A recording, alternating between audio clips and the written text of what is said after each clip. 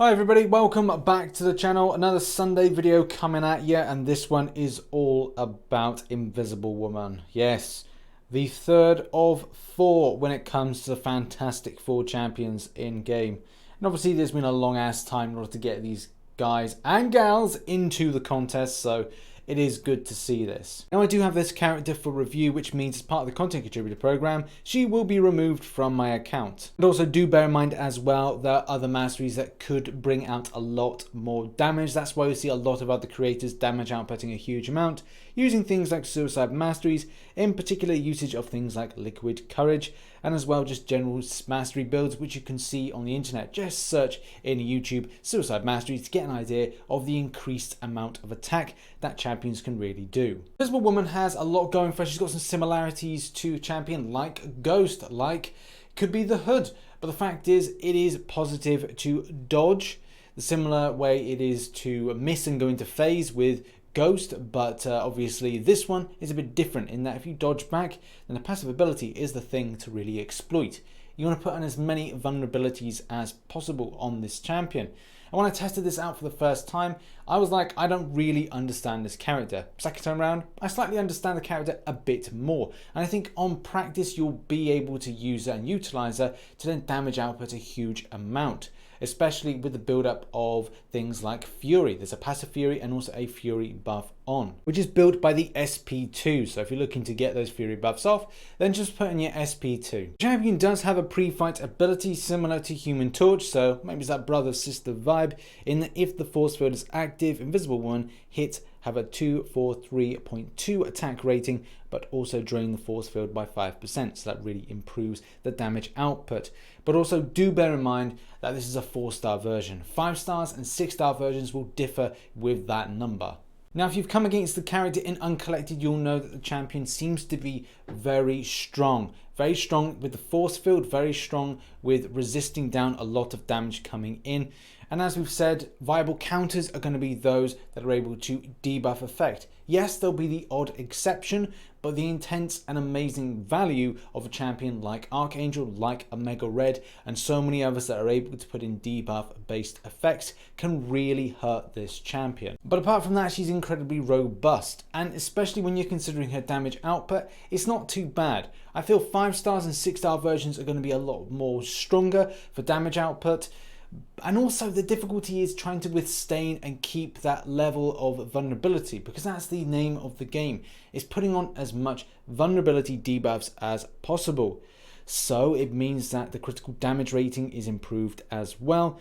And similar to dash vulnerability, if you've come across that node from time to time, especially and more so in dungeons, then you will know the extent of how much that is great. Every time I see that, it's like Christmas has come early when I'm grinding out dungeons. But you may find this difficult with how to achieve. And the very first time I was like, okay, so I've got about 7 vulnerability on.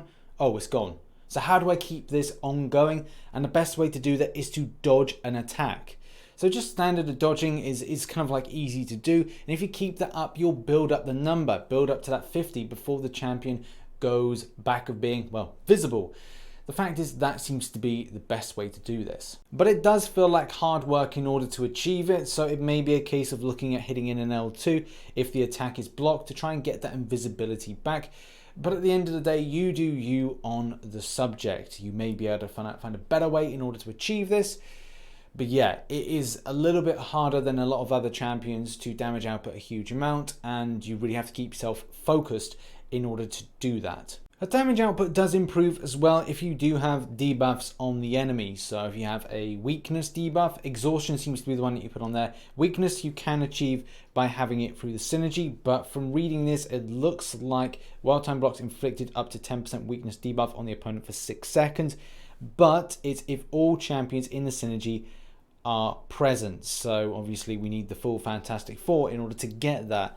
And people have corrected me in the past on this when I thought these question marks implicated other characters, which I got deadly wrong. So apologies to the comment section and the people that mentioned that. But also to really kind of point out the fact that these 2 question marks look to be Reed Richards and will be like a double synergy, similar to a few other champions that have this, where if you've got one champion, it doubles up on the synergy.